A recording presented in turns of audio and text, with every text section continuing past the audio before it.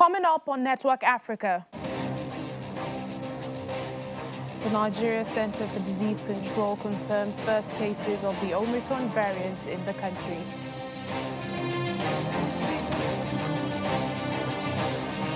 South Africa's president arrives in Nigeria for bilateral discussions, plus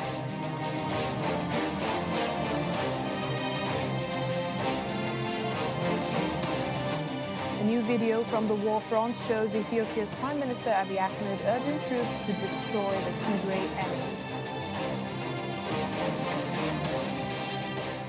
Hello and welcome to the program. I'm Layo Adegoke. We begin here in Nigeria, where President Muhammadu Buhari has received the President of South Africa, Cyril Ramaphosa, at the forecourt of the State House in Abuja.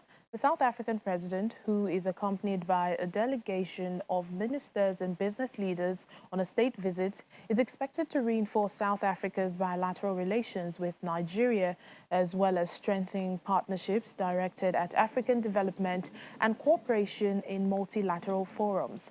Ramaphosa's four-nation visit to the West African region, which also looks to advance trade and investment between the two countries, coincides with the 10th session of the Nigeria-South Africa Binational Commission. The South African president arrived at the country last night and had a private dinner with the president at the State House.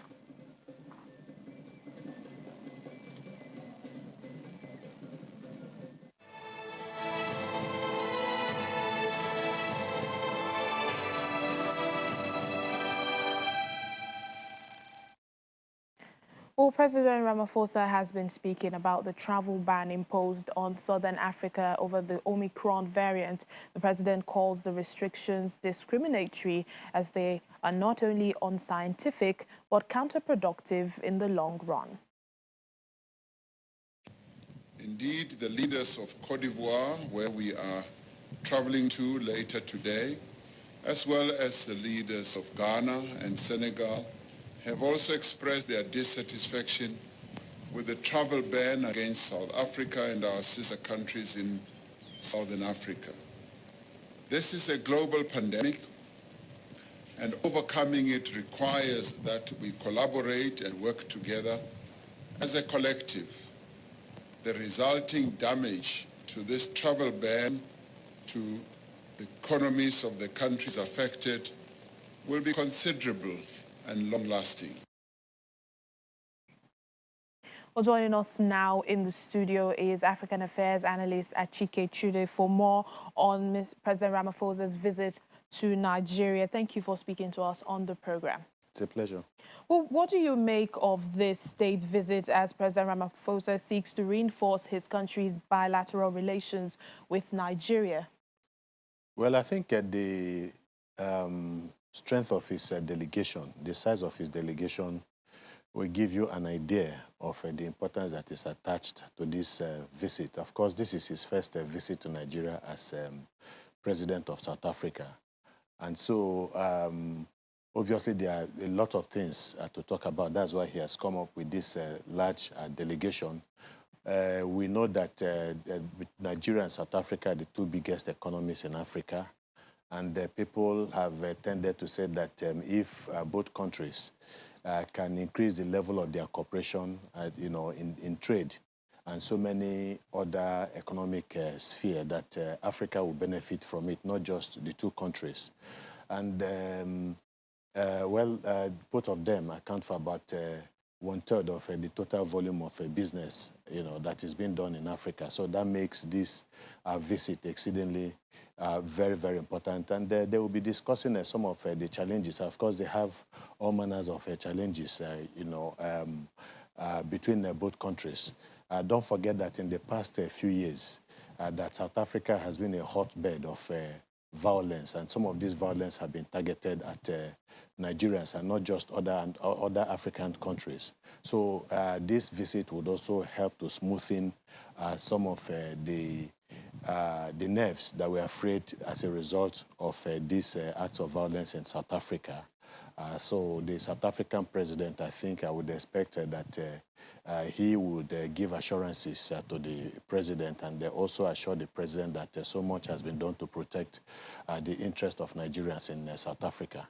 Well, you made mention about, the two countries being the two biggest economies on the continent, and Mr. President's visit is coinciding with the 10th session of the Nigeria-South Africa Binational Commission. What does this say, of the trade and investment between the two countries? Well, they'll be looking at it. Obviously, the trade and investments have been skewed heavily in favor of South Africa against Nigeria. If you look at the quantum of investment by South Africa in this country, they have over 120 strong firms, companies operating in Nigeria. You're talking about, there's so many of them. And then while you have very few in South Africa, I want to believe that the Nigerian government will want to address some of these issues. And then again, the issue of visa has been a problem. Getting visa to South Africa has been a problem for Nigeria. I believe that is also going to be addressed. And so many, other issues. Nigerian businesses, there have been all kinds of restrictions against Nigerian businesses operating freely in South Africa.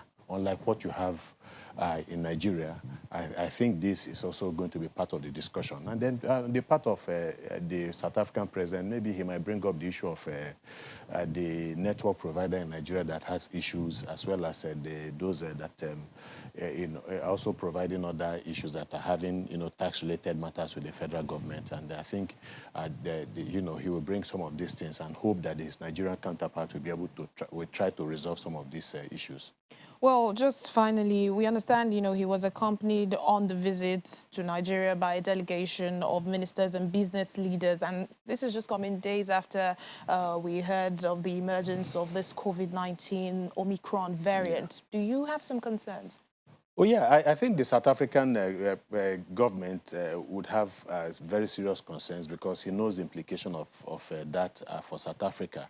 And he has said one or two things about that.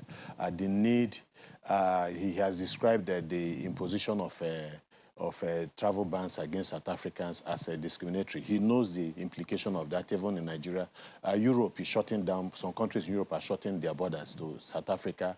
And I think he wants to give some assurances to the Nigerian government that, not to also do the same thing, because the South African economy will also suffer. But then we should have concerns about that. If we have a problem with the virus, in South Africa, and then you want to be careful, perhaps that this might not exactly be the time to allow such a large delegation come into the country. Everybody has to try to protect his citizens, and it will not be untoward for the Nigerian government to do that. But then again, I guess that is already too late. They are here. So we hope that they have followed, normal safety protocols. Yeah. Yes.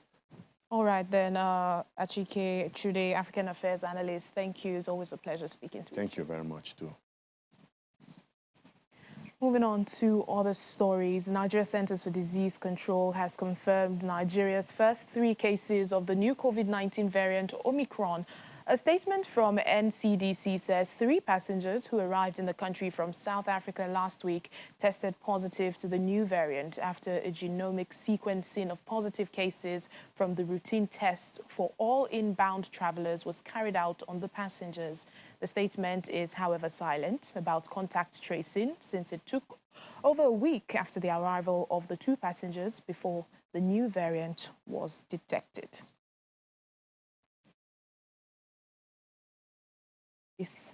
A scientist race to understand how virulent and transmissible the new Omicron variant is, the UN World Health Organization is urging caution with a reminder of the available precautions that should be used to stop the virus from spreading further. WHO's message comes as reports indicated potential concern among one pharmaceutical manufacturer that existing vaccines may not be as effective against the new variant. There might be a higher transmissibility according to initial reports, and there might be immunobreak, but hence we're deeply looking in it. But you're fully right on the first sentence. We still need a couple of weeks to get the details together and to know exactly what we're dealing with. As we don't have any full picture of this variant. As long as we don't know how well or not well the existing vaccines are working, how the treatment is catching up, how transmissible it is, how severe it attacks people, we need to use the measures that we know, and we need to use the measures that we know that work. And that is, as Real just shows you in the picture, the mask wearing whenever possible and advisable, as long as you're in a room with more than one person, ventilating a room if possible as often as possible, keeping the normal hand and body hygiene, especially hand and mouth hygiene in those circumstances. So we know these measures work. Omicron is not the only variant out there. It's now high on the agenda of interest because it jumped up. Let's not forget there's Delta out there, and there's a COVID-19 pandemic even without the Omicron variant, and all these measures work. Meanwhile, Director of South Africa's Communicable Disease Institute, Adrian Purin, says the Omicron variant could be the most likely candidate to displace the highly contagious Delta variant. Mr. Purin adds it is too early to say whether Omicron was displacing Delta in South Africa, since its scientists had only produced 87 sequences of Omicron so far. But the fact that cases have started to rise rapidly, especially in the most populated Gauteng province, is a sign that some displacement might already be happening. We thought, well, what will outcompete Delta? I think that's always been the question. What will outcompete Delta in terms of transmissibility, at least? In fact, and some of those admissions might have started before we think the emergence of Omicron, and we also seen that there was an increase in influenza cases in South Africa just in the last month or so. And so we need to really be careful to look at the other respiratory infections and other respiratory diseases to work out why were children being admitted, were they being tested as they were being admitted, or was it precautionary? Zimbabwe has reimposed a lockdown and mandatory quarantines for all travelers amidst rising COVID cases and to prevent the spread of the Omicron variant. The country has recorded over 130,000 COVID cases and about 4,700 deaths since the pandemic began early last year. The authorities cite growing public complacency that they believe will only worsen as the festive season approaches, and there is also the fear of a fourth wave. All international travelers will be required now to be tested on arrival and to quarantine at a state-designated facility, all at their own cost.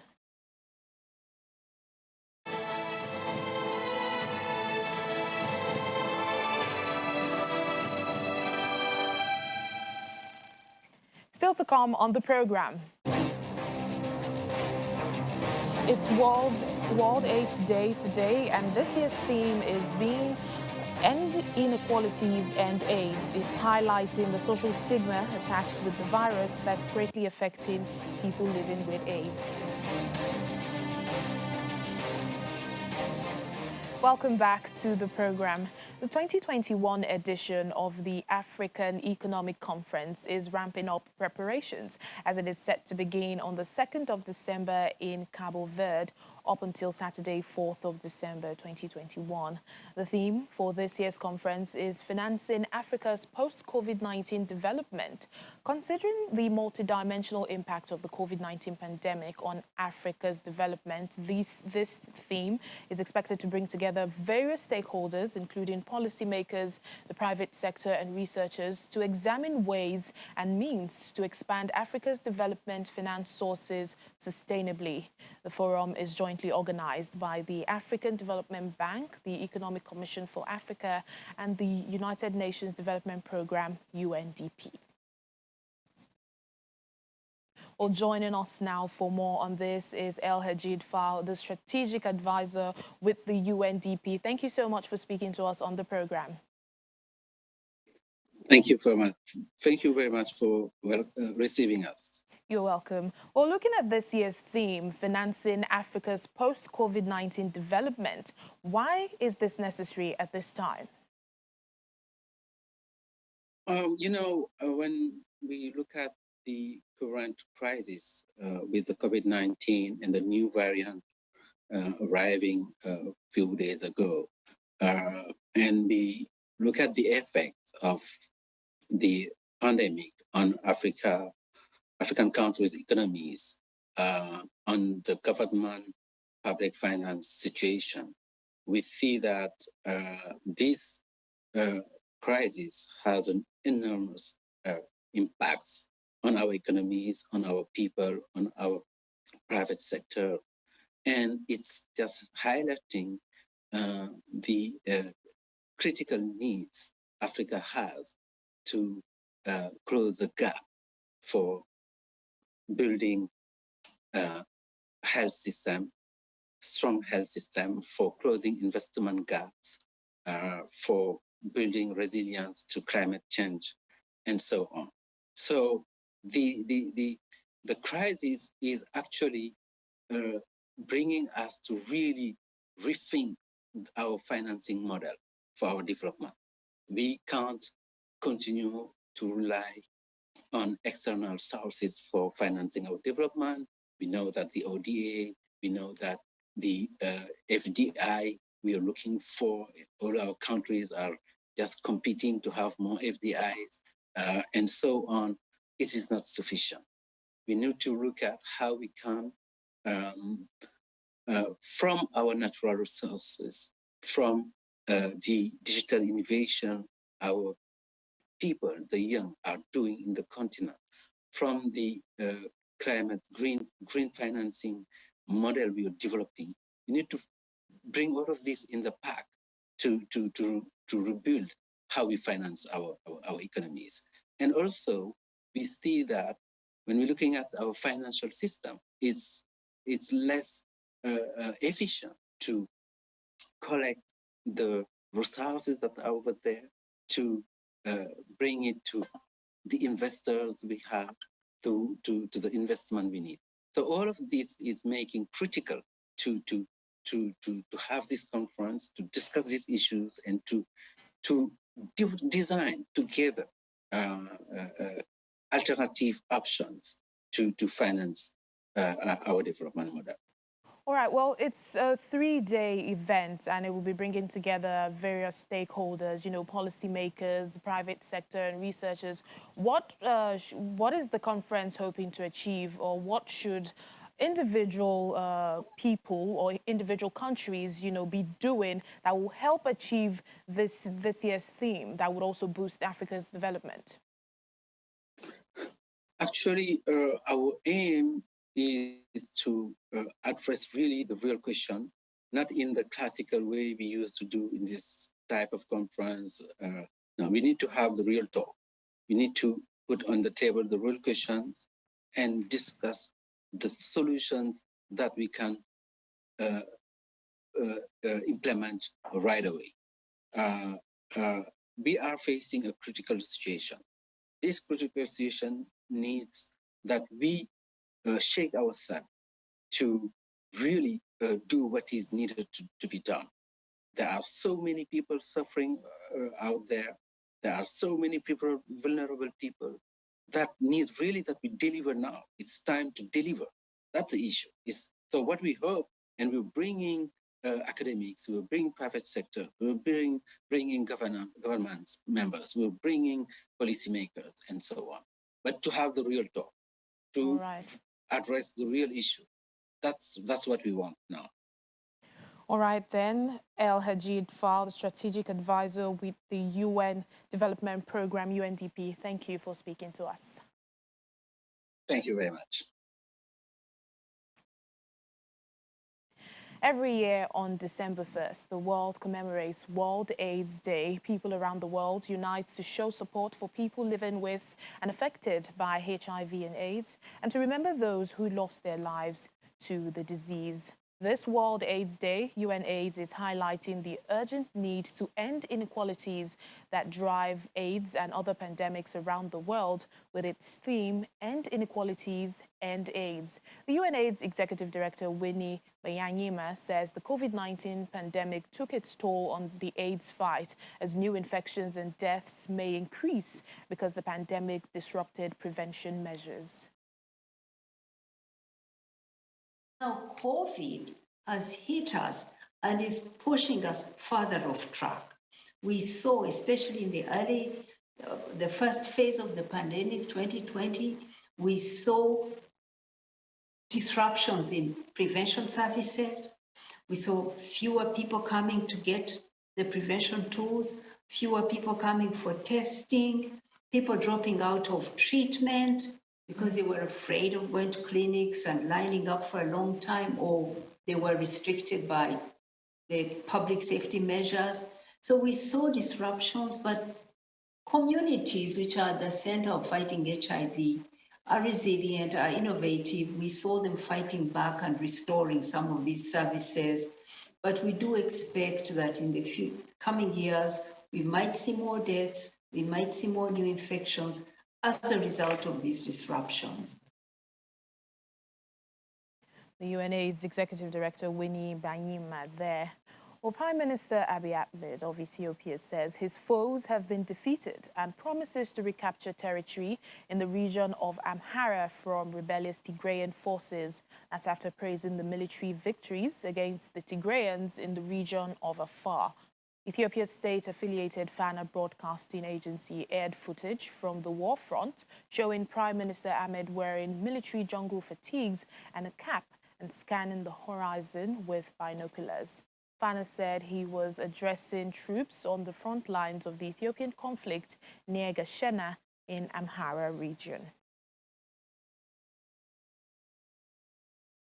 While Prime Minister Abiy Ahmed is at the forefront, the Chinese foreign minister has arrived in Addis Ababa for an official visit to Ethiopia as Western nations urge their nationals to leave the Horn of Africa country over the escalating conflicts in the north. Ethiopia's Deputy Prime Minister Dekeme Mekonnen welcomed the Chinese foreign minister on arrival in the absence of Prime Minister Abiy Ahmed, who is at the front line, leading the fight against rebels loyal to the Tigray People's Liberation Front.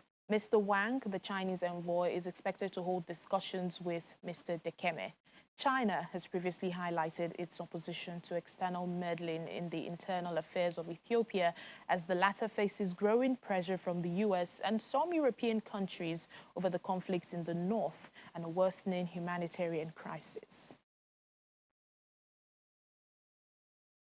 Sudanese security forces deployed tear gas on tens of thousands of protesters in central Khartoum on Tuesday to oppose military rule following last month's coup. Neighborhood resistance committees called the protest, demanding full civilian authority, casting aside an agreement last week that reinstated civilian Prime Minister Abdallah Hamdok and also brought about the release of most top politicians that were detained since the coup.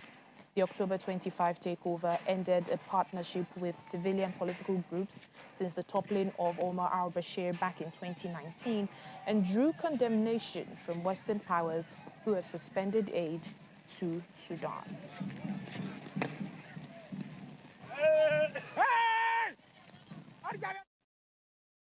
With 70% of its population below 30 years of age and a peace deal in place, South Sudan has begun drafting its permanent constitution. A two-day workshop on the legislative priorities for youth brought together representatives from Juba. Young people's participation in political and peace processes remains more necessary than ever, and so the National Youth Platform was created to harness advocacy efforts to include young people's voices in creating policies that empower them, plus to ensure their holistic development. This is the very first of its kind for such an opportunity to be given to youth, to actually be able to create bills that actually would influence the rules and the laws of the Republic of South Sudan. This is a great involvement for us as youth, and definitely as a woman, and then also as an individual who is part of the business community. We want to hear our voices. We want to see these amendments made to really help make our life a lot easier. Well, initially, the youth were not effectively represented. And you could look at the first constitution, the needs were not well inculcated in the constitution. But with this, we have an opportunity to give our side of the story and how the governance of the country can be done with respect to issues that are affecting the youth and how they can be implemented. And that's all we have for you on Network Africa for today. Thank you so much for watching. I'm Layo Adigoke.